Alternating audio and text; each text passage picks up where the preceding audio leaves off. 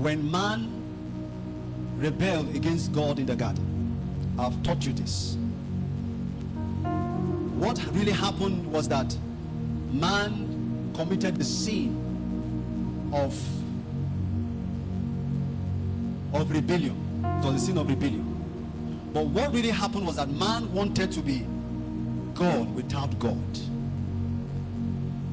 Man wanted to be independent, because the plan of God for man is that man will rule, but the rulership of man is going to be under the authority of God. So man will rule, but under the authority of God.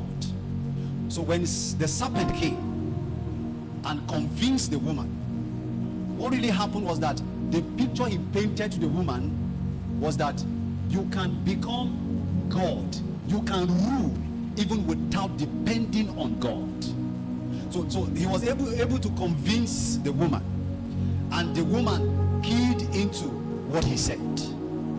So man desires was to rule without somebody above him. So what happened was that when God came and judged the man, God took away the rulership that man was supposed to fully be operating in. The rulership to rule was withdrawn from man. But there is this thing that was not taken away from man, and that which was not taken away from man was his desire to rule. That desire was not taken away, but the ability to rule was taken away. So what happens was that man was now using his desire to go around things that were available, because the desire was still intact.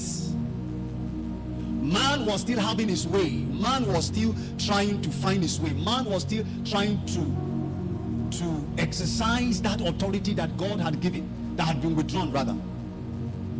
So meaning that if that is possible, then man will need to employ so many possibilities outside God.